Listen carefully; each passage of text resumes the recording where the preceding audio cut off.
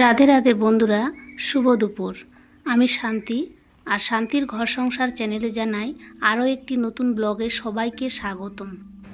সারা সপ্তাহের রেগুলার বেসিসে আমরা যে যে কাজগুলো করে থাকি, দেখবে সেই কাজগুলো কোনো সপ্তাহের একটা দিন বের করে যদি ঠিকঠাকভাবে গুছিয়ে রাখা যায়, তাহলে সংসারটা সব কিছুই গোছগাছ করা যায়, তাই না?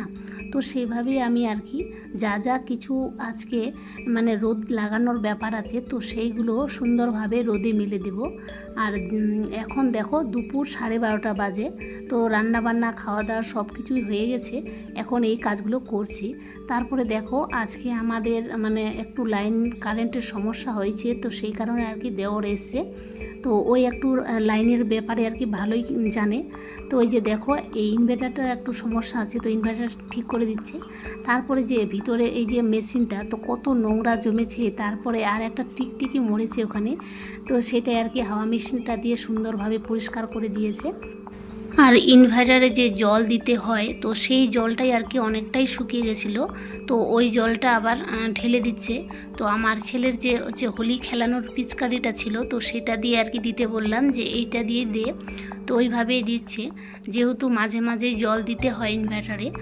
আর তারপরে দেখো আমার রান্নাঘরে কিছু জমানো জিনিসপত্র গোছগাছ করে রাখবো আজকে। তো প্রতিদিনই করা হয় সেগুলো আর কি না, ঠিকঠাকভাবে তাড়াহুড়ো করে স্কুলের জন্য তাড়াহুড়ো করেই আর কি করতে হয়, তো সেভাবে গোছগাছ করা হয় না।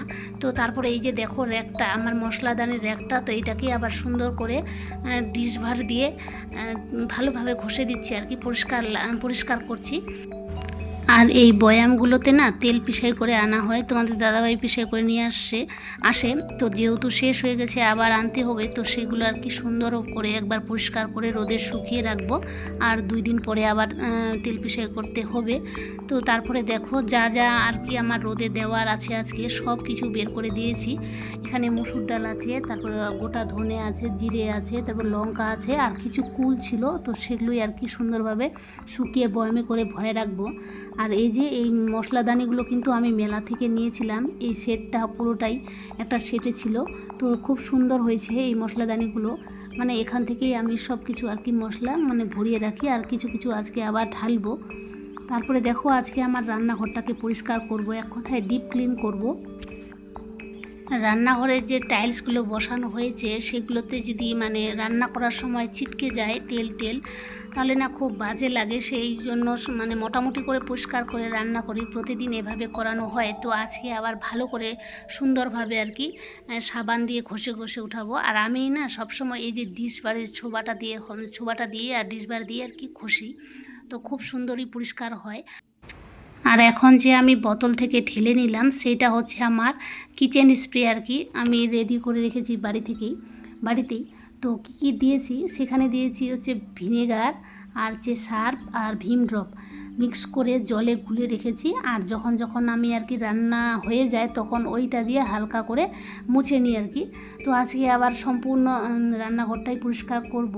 আর তোমরা হয়তো ক্যামেরাতে দেখতে পাচ্ছ না, এই যে আমার উপরের কর্নারগুলো কি পরিমাণে কালি লেগেছে আর নোংরা হয়ে গেছে, দেখতে না খুব বাজে লাগছে। তো এইটা আমি সরাসরি যেহেতু খারাপ লাগে, তো ক্যামেরাটা আর কি ওইভাবে আর কি সেট করি না, তো তাই তোমরা দেখতে পাও না। তো আজকে আমি সম্পূর্ণ আর কি রান্নাঘরটা উপরের ওয়ালগুলো সুন্দরভাবে পরিষ্কার করব।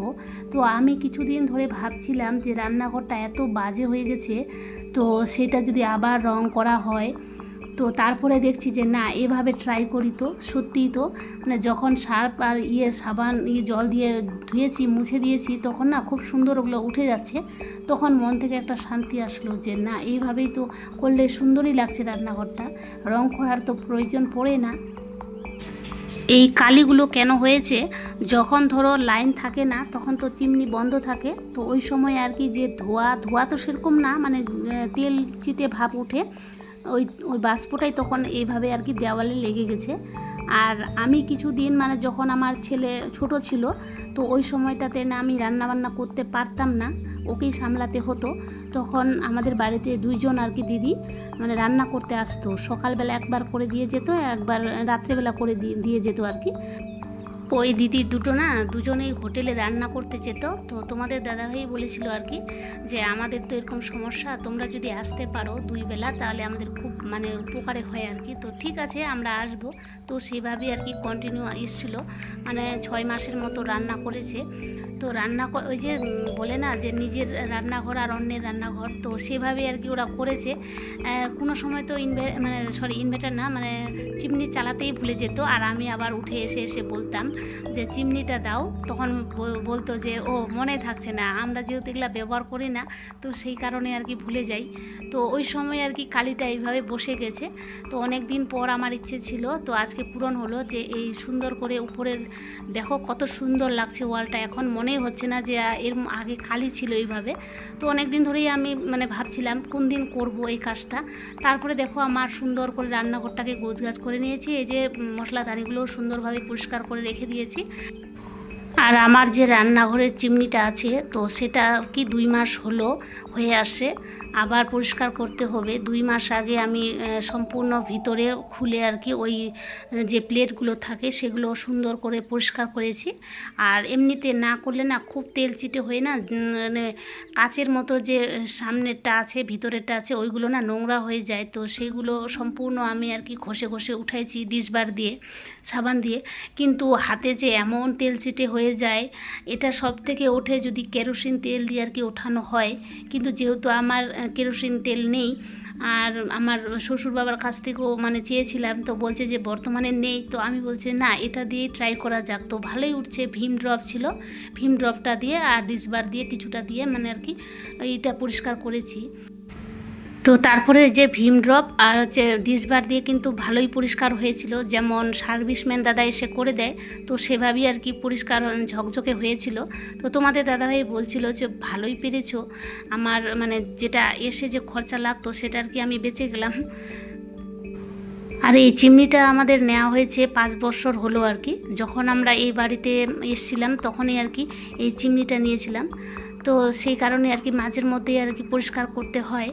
তারপরে দেখো এখন বিকেল 3টে বাজে, আমি এখন নিয়ে তো চলে এসেছি 8 থেকে। তো ওকে দেখতে পেলে আমি ডিমের পোচ করে দিলাম, আর তারপর খাইয়ে এই যে বিকেলবেলা যা যা রোদে দিয়েছিলাম তো সেগুলো আর কি এক এক করে বয়ামে ভরে রাখছি। তারপরে ছেলে তো বলছে যে আমি নিব মা, ওই সব কিছুতে আর কি আগে আসবে। তারপরে এই যে দেখো আমরা এখন মেহেন্দি পরছি। তো আমার মেয়ে আমাকে মেহেন্দি পরিয়ে দিচ্ছে আর ওইও পড়েছে। তারপরে আজকে যেহেতু রাত্রিবেলা বিয়ে বাড়িতে যাব, এই যে রেডি হয়ে নিচ্ছি।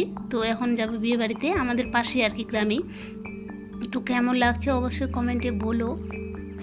আর সোনার কিছুই পরলাম না, যা আছে পরার তো সেগুলোই। বাসখালে শাড়িটা পরেছি, হালকা মেকআপ করেছি। আর আমি খুব বেশি একটা মানে সাজি না কোথাও গেলে। আর যেহেতু এটা আমাদের পাড়ারই মানে বিয়ে, তো এক দিক থেকে আমাদের আত্মীয় হয় আর এক দিক থেকে আর কি পাড়ার দিক। তো এই যে বিয়ে বাড়ি চলে আসি, তো বিয়ের ওই যে কনেটাকে একটু ছবি তুলে নিলাম। তারপরে এই যে সবাই এখন এখানে নাচানাচি করছে, তো প্রচুর তো এখানে ডিজে চলছে। তো বন্ধুরা তোমরা যারা আমার ভিডিও সম্পূর্ণ ওয়াচ করেছো তাদেরকে অসংখ্য অসংখ্য ধন্যবাদ। ভিডিওটি ভালো লাগলে প্লিজ একটি লাইক দিও। আর যারা আমার ভিডিওটি প্রথমবার দেখছো তো প্লিজ চ্যানেলটাকে সাবস্ক্রাইব করে অল নোটিফিকেশন অন করে দিয়ে বন্ধু হয়ে পাশে থেকো। তো আজকের মতো এখান থেকেই বিদায় নিচ্ছি, দেখা হচ্ছে নেক্সট ব্লগে। ততক্ষণে তোমরা সবাই ভালো থেকো, সুস্থ থেকো আর অল টাইম হ্যাপি থেকো। টাটা।